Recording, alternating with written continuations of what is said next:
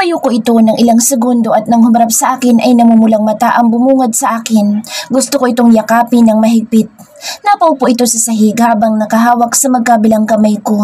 Gusto kong hablutin ang kamay ko sa kanya pero gusto ko rin nahaplusin ang mukha nitong matagal ko nang gustong gawin. Hindi ko na alam kung anong emosyon ang dapat kong maramdaman. Patawarin mo ko, baby. Huminga ito ng malalim at nagpatuloy sa pagsasalita. Umalis ako noon ang hindi nagpapaalam sa'yo. Dahil kahit parte ako ng Bratsovo, ay bahagi pa rin ako ng NBI. Hindi ko sinabi sa'yo na umalis na ako ng tuluyan sa ahensya ng gobyerno bilang intelligence agent. Alam kong mahirap paniwalaan pero ayaw kitang madamay pa, baby. Nadamay ka na sa kahit saan tayo magpunta dahil sa delikadong trabaho ko. Pati si mama at papa nadamay na rin kaya nagpaalam ako kay Big Boss. Tatatapusin ko lang ang trabaho ko bago ako umalis na ang tuluyan sa NBI. Nakita ko kung paanong gumalaw ang panga ni Lander dahil sa galit at ang braso nitong nagsisilabas ang mga ugat. Bago ako umalis ay sinigurado ko ang kaligtasan mo, Tina, at ng pamilya mo. Umalis ako na ang buong akala ko ay makakabalik agad ako pero nagkamali ako. Si Mr. Valdez at ang anak niyang si Grace Valdez.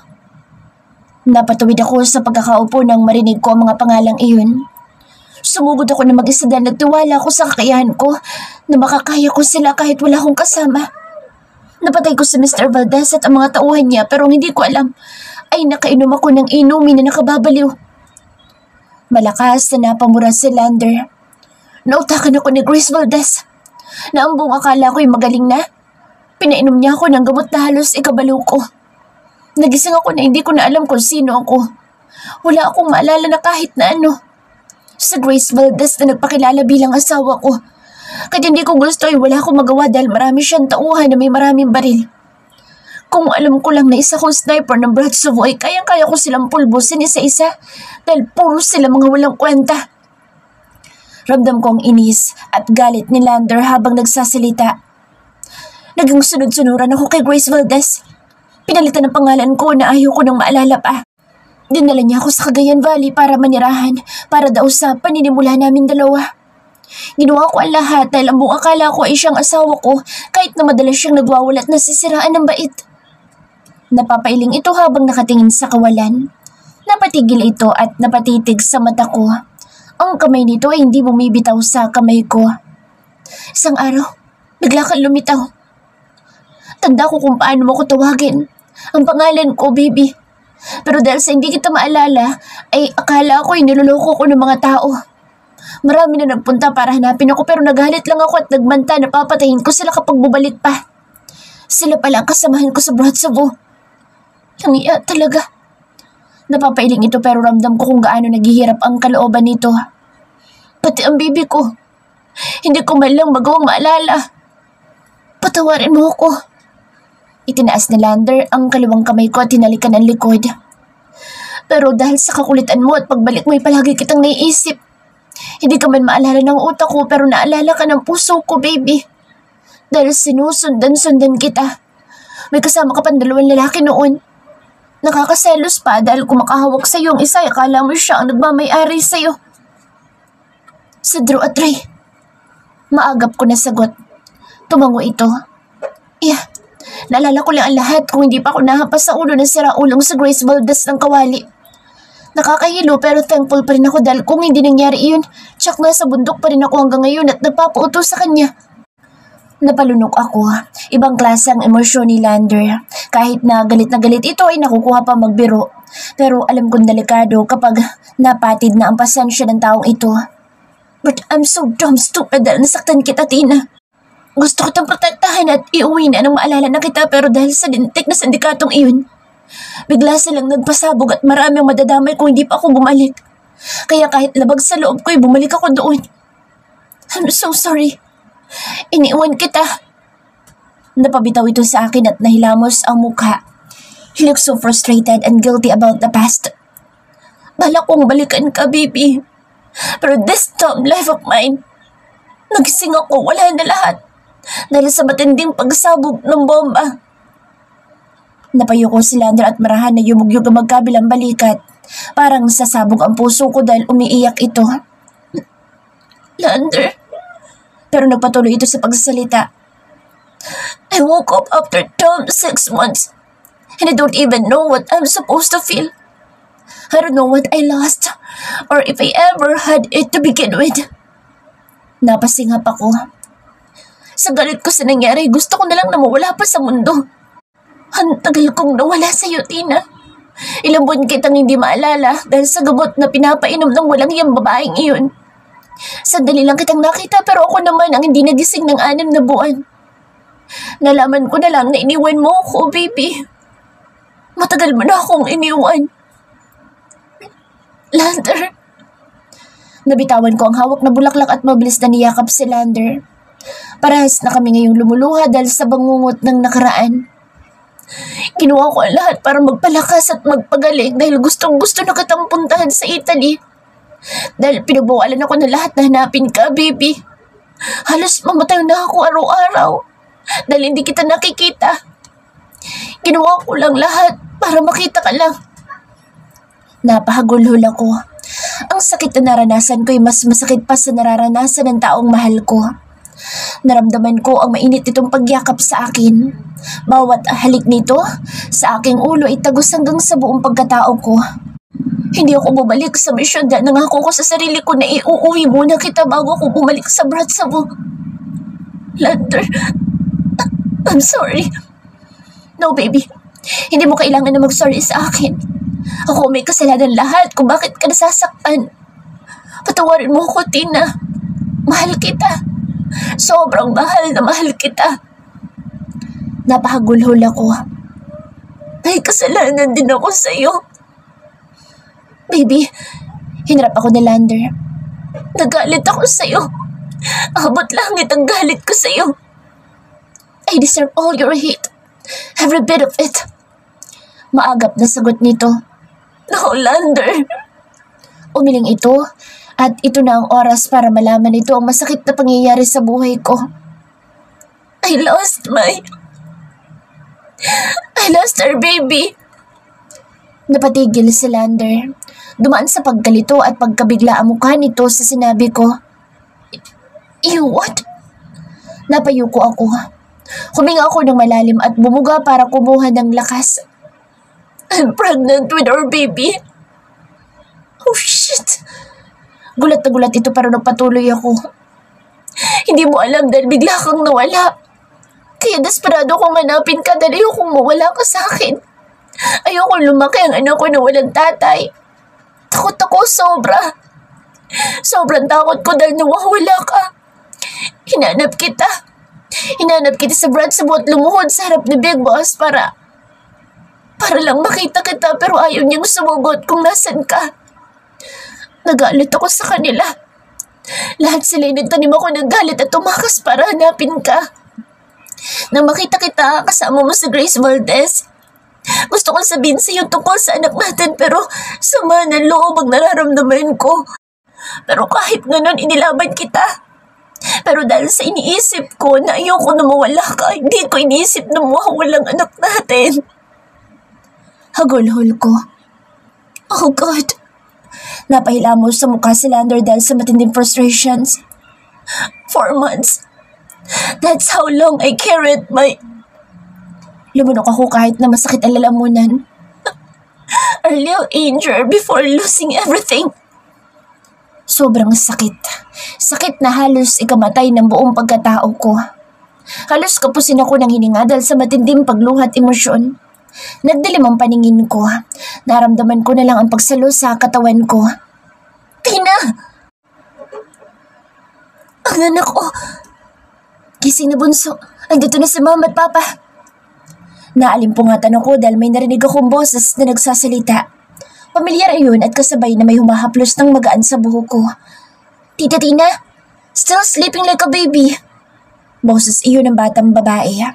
May mahinang tawanan akong narinig. Alam ko hindi na iyon isang panaginip at kailangan ko ng magising. Gising na anak habang mainit pang niluto kong ulam na paborito mo. Agad akong napamulat.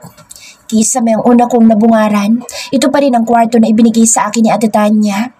Malakas na napatili si Tricia. Tita Tina! Nilibot ko ang paningin at nagulat ako sa mga taong nasa harapan ko ngayon. Lahat sila ay nakatunghay sa akin. mama ko na nakaupo sa tabi ko. Ang papa ko naman ay nakatayo sa paanan ko habang nakayakap sa Trisha sa kanyang hita. Mama? Papa? Napabangon ako agad na niyakap ng mahigpit si mama. Umiyak ako. Umiiyak na parang bata. Marahan naman na hinahaplos ni mama ang likuran ko. Ang bunso ko, parang bata pa rin. Pagbibiro ni mama na alam kong parehas ko na naluluha na rin. Matapos kong yakapin si mama, ay akbang tatayo ako na lumapit si papa para yakapin ako. Papa? Para akong bata na nagsusumbong. Humahagulhol dahil sa sobrang pagkamis ko sa magulang ko na 2 taon mahigit ko nang hindi nayayakap.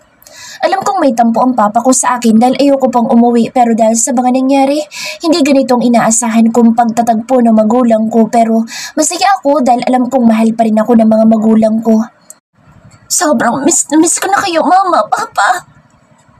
Atungal ko. Hindi ka pa kasi umuwi. Namimiss mo na pala kami. Kahit na nakangiti si mama ay alam kong may konting tampo iyon. Nagpakarga sa Trisha sa kanyang lola. Hindi ka naiiyak dahil nandito ka na. Hinaplos ni papa ang ulo ko. Niyakap ko si papa. Sorry, papa. Gusto po sana kitang surprisahin sa birthday mo pero ganito po. Ganito pala. Ako ang mas na-surprise sa pagising ko.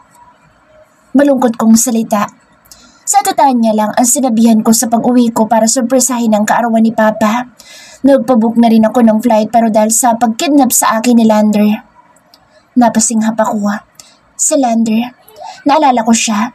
Dumating siya habang iniisip ko siya sa balcony. Nakasuot pa siya ng uniforme at may sugat sa ulo niya. Nalaman ko ang lahat na nangyari sa kanya at dahil sa emosyon ko'y nabanggit ko rin ang pagkawala ng anghel naming dalawa. At pagkatapos noon, nawalan na naman ako ng malay dahil sa emosyon ko. Nilibot ko ang paningin sa buong kwarto. Si Lando bang hanap mo? Tanong ni Papa nang mapansin ang pag-ikot ko ng mata ko. Hindi pa man ako sumasagot ay naunahan na ako ni Trisha. No, Tito Pogus not here. Tumikim si Mama. Maayos na bang pakiramdam mo, anak? Hindi ka na ba nahihilo? O may masakit ba sa'yo? Baka nagugutom ka na. Halika na sa ibaba. Ma? Bumuntong hininga si mama at hinaplos ang buhok ko. Umalis siya bago ka magising. Hayaan mo't babalik din iyon. Hindi na ako nagsalita pa. Sumama na lang ako pababa para maghapunan. Pagdating namin ng dining area ay nandoon sa Adetanya na pinapakain na si Terrence habang nakakandong ang anak sa kanyang Daddy Dustin. Bigla akong nahiya kay Kuya Dustin dahil maski siya ay hindi ko rin kinakausap noon. Pero nakangiti naman ito kahit na may sugat sa braso at kinamusta pa ako bago ako naupo. May 3 oras din pala akong walang malay nung mahimatay ako at si Lander ang sumalo sa akin. Ang kapatid ko na ang nag-asikaso sa akin dahil dati na naman na siyang nurse. Sinundo ni Kuya Dustin si Mama at Papa mula sa Bataan sa pakiusap ni Ate Tanya dahil matagal na akong nangungulila sa kanila.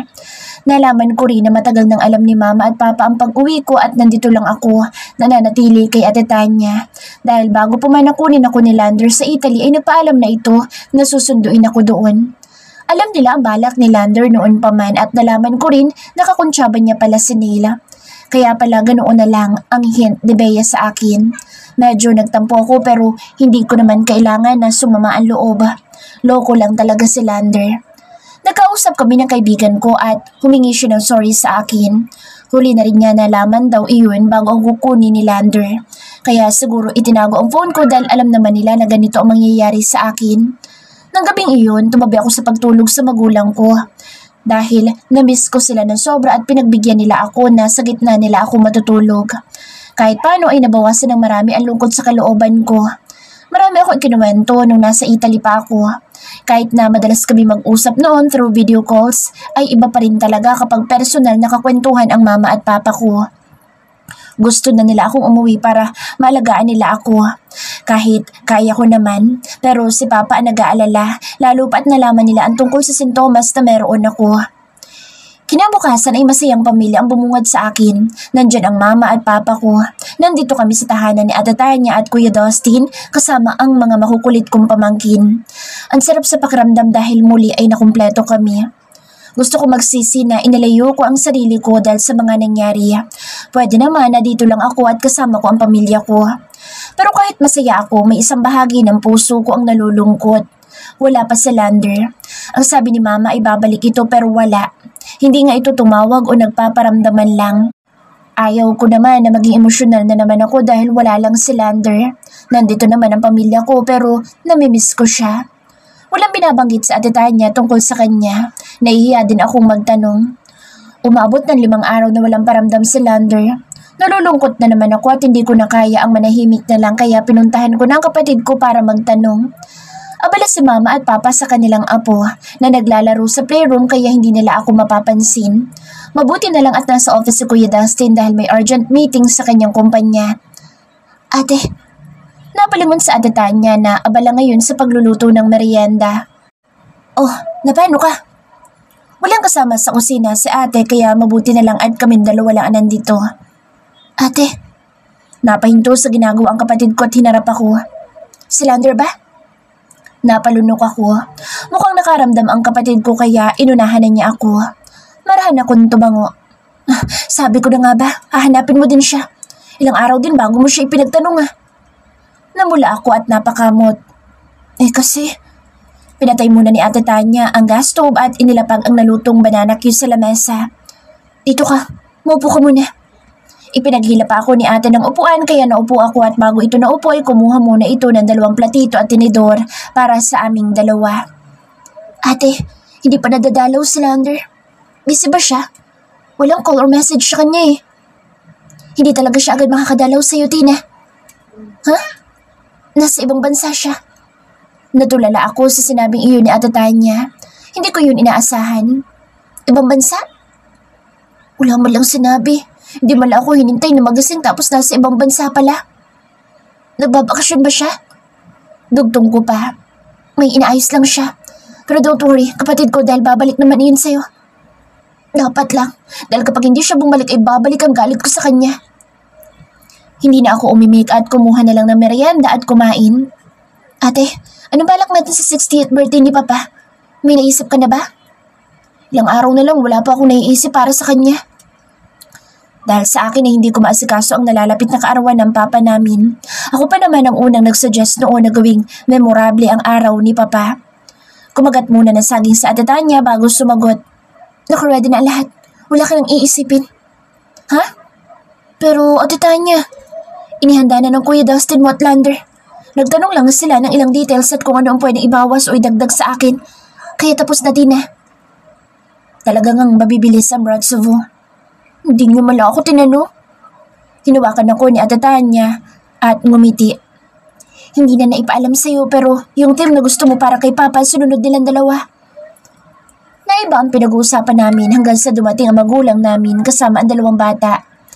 Kinagabihan ay dumalaw sa Ate Mika at ang asawa nitong si Kevin. Mukhang may mahalagang usapan ang 2 kaya nagkaroon kami ng bonding na 3.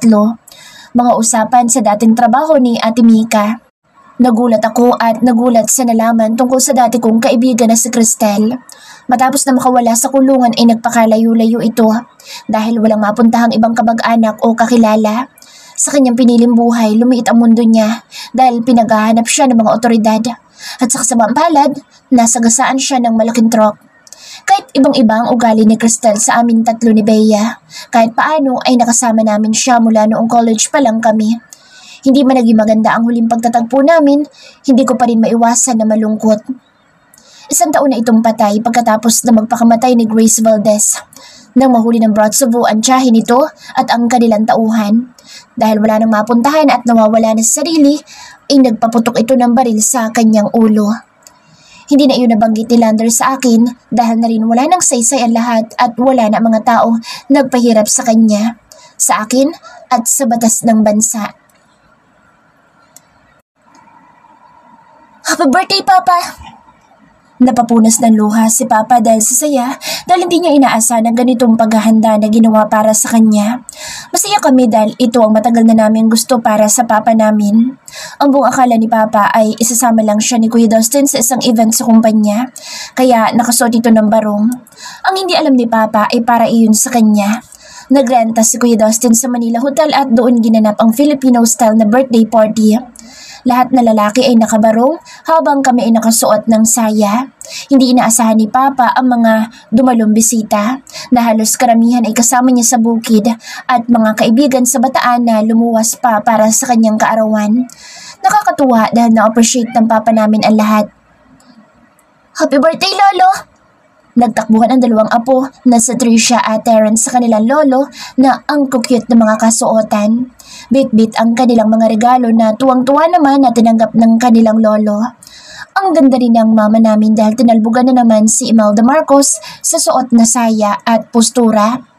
Parang bumalik sa nakaraan ang team dahil may mga nakasabit pang mga dahon ng saging at buko sa bawat sulok. Naglagay ng design na puro korte ng kalabaw, kambing, mga manok at baboy. At talaga naman na bumahay ng pagkain para sa lahat ng bisita. Masaya ako na nandito din ang miyembro ng Broad Cebu kasama ang kanilang mga asawa, pati na rin ang kanilang big boss kasama ang kanyang binatang anak. Masaya ang lahat pero may isang hindi pa nagpapakita at nagpaparamdam man lang. Si Lander. Ayoko sirain ang magandang araw na ito para sa papa namin kaya kahit kinakain ng lungkot ang puso ko ay pilit kong pinapasaya ang sarili ko. Nag-imbita ng paboritong banda ni Papa si Kuya Dustin kaya masayang-masaya ito habang katabi ang masaya naming mama. Ito na ang pinakamasasabi kong okasyon na punong-puno ng kasiyahan. Nakakataba ng puso na makita ang magulang ko na masaya kahit na maraming problema at pagsubok ang dumaan sa kanila. Deserve nila ang ganitong buhay lalo na at mahal na mahal pa nila ang isa't isa. Sana maging tulad ko si mama na katuwang ni Papa sa buhay. At sana lang makatagpo ako ng taong katulad ng Papa namin. Nakaupo ako at nagpupunas ng mata habang pinapanood si Papa na nagsasalita sa harapan at nagpapasalamat sa mga kaibigan niya sa bukid. Kasama niya si Mama na nakatayo rin sa gitna. At sa bunso kong anak, Tina. Lumangon si Papa sa akin kaya sa akin natutok ang ilaw at videographer at photographer. Ngumiti ako at kumaway kay Papa at humarap sa videographer na nakalapit sa akin. Medyo nakakailang dahil sa akin pa talaga nakatutok ang camera. Hindi naman ako celebrant kaya tinapan ko ng abaniko ang mukha ko dahil nahihiya ako. Pero naghiyawan ang mga tao. Salamat sa maganda kong anak. Kahit kailan ay hindi namin naranasan ng mama niya ang mag-alala noong bata pa sila. Hanggang sa makapagtapos ng pag-aaral niya. Napakasipag at mabait na anak. Muntik na ako magtampo dahil akala ko hindi makakauwi itong si Tina. Dahil napakabisi sa pagtatrabaho. Papa, ngumiti ako kahit naluluha. Lumapit si Papa sa akin kaya ang photographer at videographer ay gumilid at nasa amin dalawa nakatutok ang camera. Ito, para sa lahat ng bisita. Naghiyawan ang mga bisita. Ang pinakamasayang regalo sa akin ay maging masaya ang bunso kong anak. Itinayo ako ni Papa. Kinakabahan dahil lahat ng tao ay nakatingin sa akin. Papa, ano po ito? Naguguluhan ako dahil nila ako ni Papa para pumunta sa stage habang nakangiti si Mama na nakatayo. Naghiyawan ang mga tao. Oh my God! Para sa anak namin ni Carmela. Gusto namin maging masaya na ang anak namin. Sa Tina. Nagkikislapan ng kamera. Lahat ng cellphone ng mga bisita ay sa amin ngayon nakatutok. May akong bulong habang naguguluhan. Mga mahal naming bisita. Palakpakan natin ang isa pa natin mga bisita. Malakas, nahiyawan at palakpakan ang maririnig sa buong paligid. Binuksan ng mga bantay ang pinto at bumungad si Lander. Napasinghap ako. Napakagwapo niya sa suot na puting barong na kaparehas ko ang kulay. Napakalinis niyang tingnan na mukhang maginoo. Kahit nalitaw ang tattoo nito sa leeg at kamay. Malinis ang pagkakagupit ng buhok. Ang gwapo. May hawak itong bouquet ng bulaklak. Napasinghap ako dahil pulang rosas iyon. Malalaki ang hakbang nito habang naglalakad palapit sa amin. Sa akin, habang hindi inaalis ang paningin sa akin. Nang makalapit ay agad na ibinigay nito ang bulaklak sa akin kaya inabot ko na lang.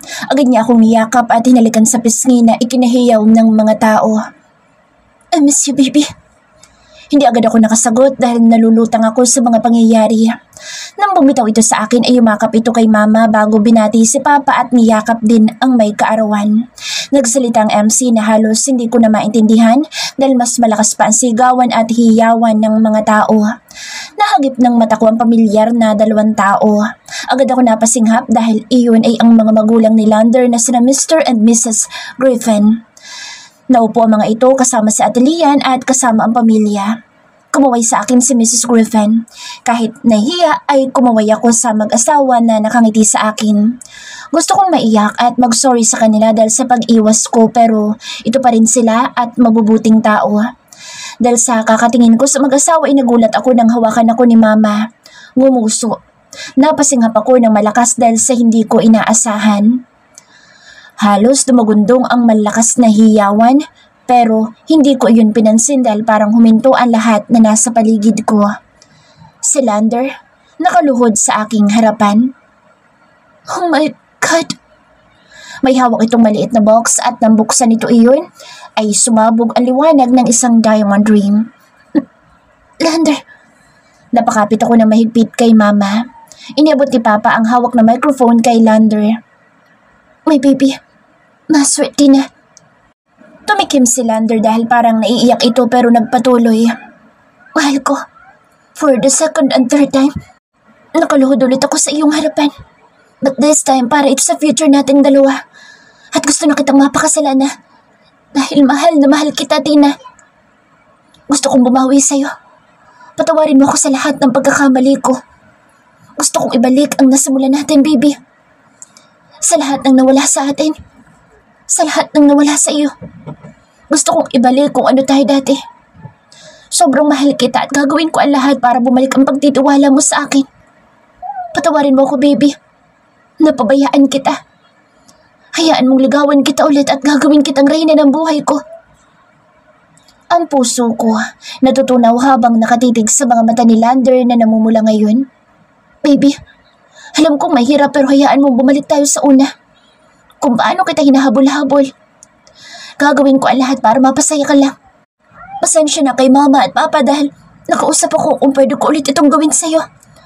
Sa lahat ng maraming tao dahil gusto kong ibalik ang tiwala mo sa akin. Ganyan kita kamahal. At kung papayag ka, ngayon din, baby. Nakita ko ang pagtulo ng luha sa pisngi ni Lander. Kung papayag ka bukas na bukas, ihanda ko na lahat para pakasalan ka. Malalakas na hiyawan ang lahat. Baby, will you marry me again? Uminit ang puso ko. Parang matutunaw habang nakatingin sa nagmamakaawang mga mata ni Lander na ngayon ay nakaluhod sa aking harapan. Napatingala ako kay Papa na nasa likuran ni Lander. Nakangiti ito habang nagpupunas ng mata. Ang Papa ko, nag-thumbs up pa ito sa akin na para bang sinasabi na ayos lang lahat at tanggapin ko. Hinagod naman ni Mama ang likuran ko. Anak, nandito lang kami ng papa mo. Piliin mo kung ano mas makabubuti at magpapasaya sa'yo. Bulong ni Mama sa akin. Sa tagal ng pagkawala ni Lander ay palagi ko itong hinahanap-hanap. Nasaktan ako sa lahat ng nangyari pero alam kong biktima lang din ang taong nagbigay ng pagmamahal sa akin. Sa dami nitong pinagdaanan at paghihirap.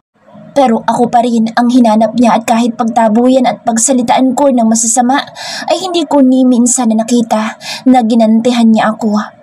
Akala ko ay wala ng pagmamahal simula nang manirahan akong mag-isa sa Italia dahil puro galit na lang ang nararamdaman ko sa kanya pero mali. Dahil kaya ako nagagalit sa kanya ay dahil mahal ko pa rin pala siya. Baby, I'm sorry, Lander. Napaawang ang labi ni Lander sa sinabi ko. Natahimik ang buong bisita at parang may dumaan na masamang hangin dahil lahat ay nagulat.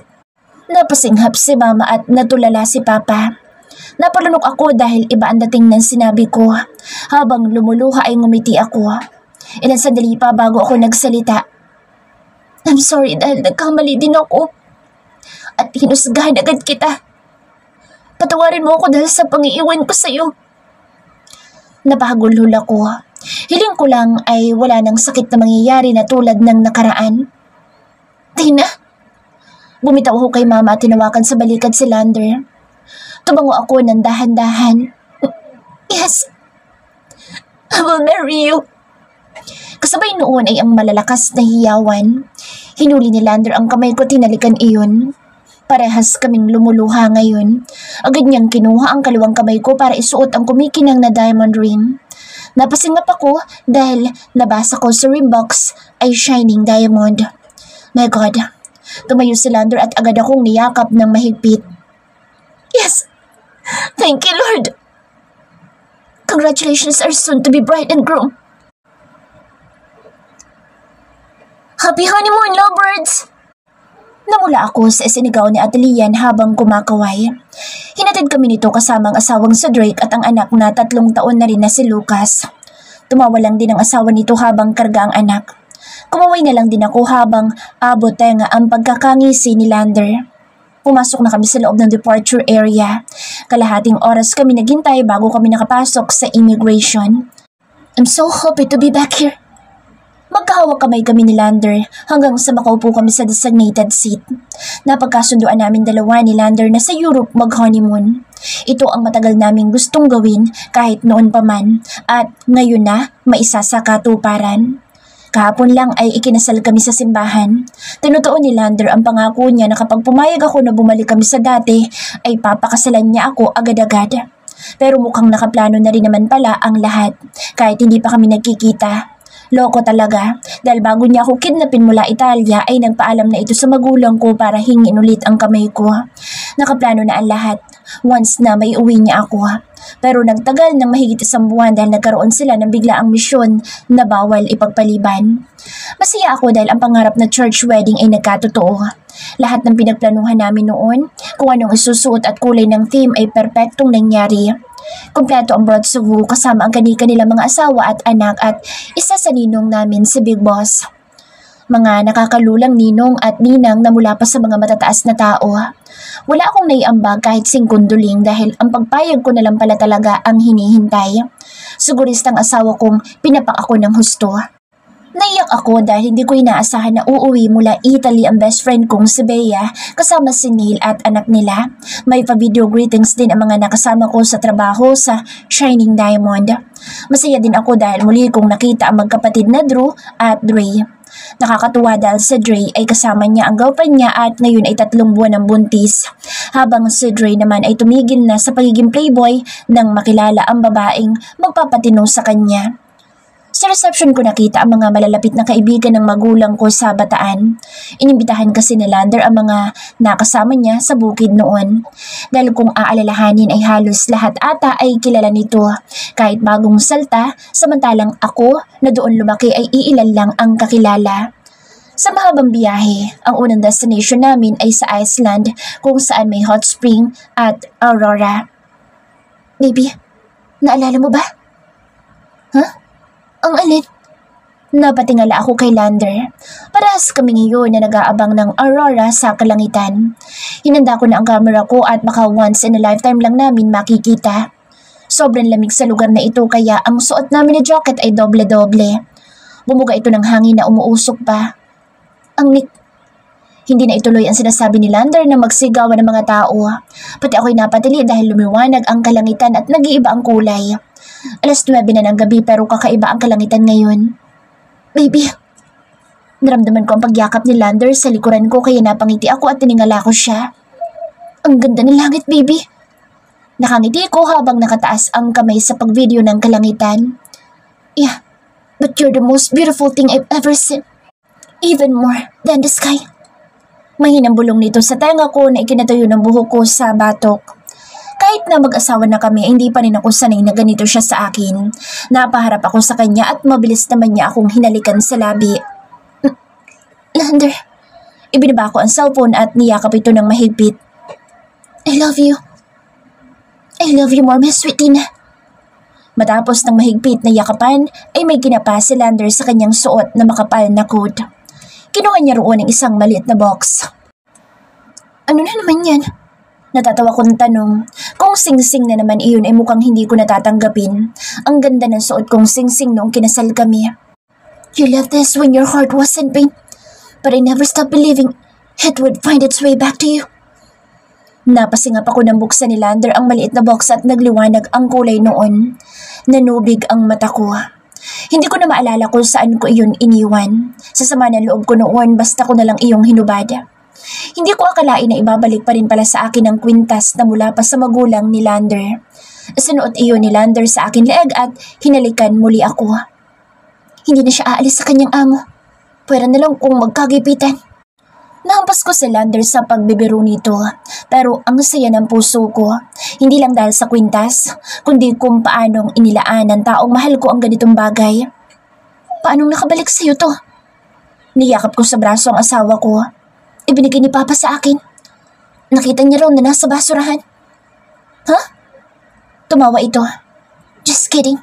Nakita ni Mama ang kwintas mo sa kwarto, nakalagay sa drawer. Kaya tinago nila nung nasa Italy ka. Ibinigay sa akin nung nakiusap ako na uuwi na kita. Tinitigan ko si Lander at niyakap ulit ito. Sorry. No need to say that, baby. Mahal kita. Lahat ng nararamdaman mong galit sa akin ay tama lang. Kaya babaguhin natin ang lahat. Papasayin kita habang nabubuhay ako.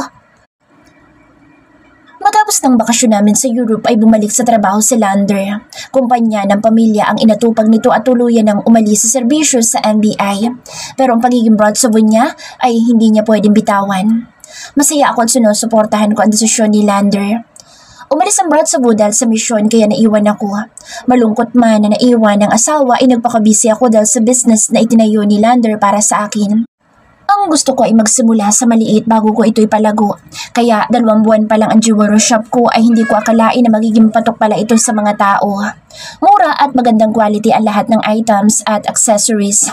Depende sa clients kung ano ang gusto. Ang iba naman ay mamahalin na exclusive lang para sa mga may kaya sa buhay. Kinukuha pa namin ito sa ibang bansa. Pagbukas ko ng bento box ay agad kong tinakpan ng ilong ko. Hindi ko gusto ang ulam kaya napatayo ako at naduwal. Magpa-check up ka na kaya, Ma'am Tina. Baka ulcer na yan. Nalalaki ang mata ni Kakay habang nakatingin sa akin. Oh my God. Napahawak ako sa ulo ko. Napabayaan ko na nga siguro ang sarili ko. Kailangan ko na magpunta sa doktor. Maaga kami nagsara ng store at dumiretso ako ng Zimmerman Hospital dahil kakilala na ako ng ibang staff kaya mabilis nila akong inasikaso. Ngumingiti ang doktora na naka-assign sa akin. Bakit po, Doc? Pagtataka ko, ilang buwan ka na bang hindi dinadatnan? Huh? Nalutang ako. Umilang ang doktora sa akin.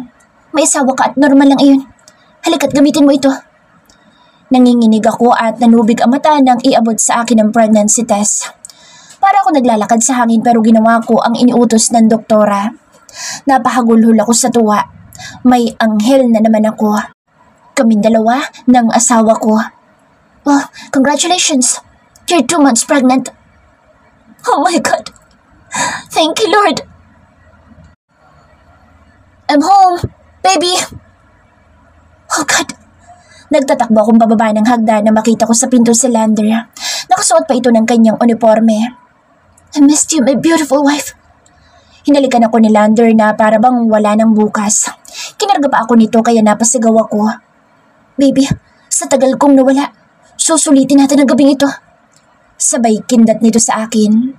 Mabuti na lang at walang nakakita sa aming kasambahay dahil sa malalandi naming ginagawa hanggang sa makarating sa master's bedroom.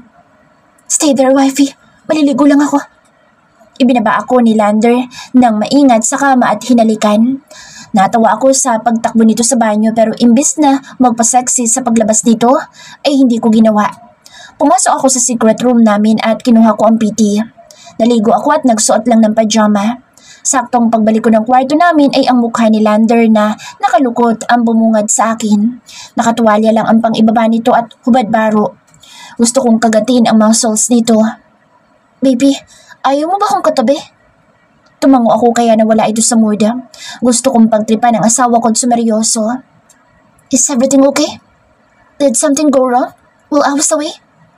Lumapit ito sa akin at hinawakan ako sa kanang braso. Napahawak ko na mahigpit sa PT. Baby, tell me. Mahina ako nitong salita. Niyakap ako ni Lander ng mahigpit kaya napapikit ako sa amoy nitong napakabango. Diyos ko, ang sarap ng asawa ko. Hindi ko na kaya, Lord. Bumitaw ako sa yakap ni Lander at itinaas ang hawak ko. Natulala ang asawa ko habang tinitingnan ang hawak ko na PT. Start! Oh my God! Kinuha ni Lander ang piti at natulala na lang. Oh God! Is this real? You're actually pregnant? Ngumiti ako at tumango. Ang puso ko'y parang lilipad. Niyakap ako nito ng husto. Narinig ko na lang ang mahina nitong iyak kaya naiyak na rin ako. Kahit malaking tao ito ay talaga naman na naiiyak pa rin. I love you, baby. I love you so much. Thank you. Thank you, my wife. I love you, my love.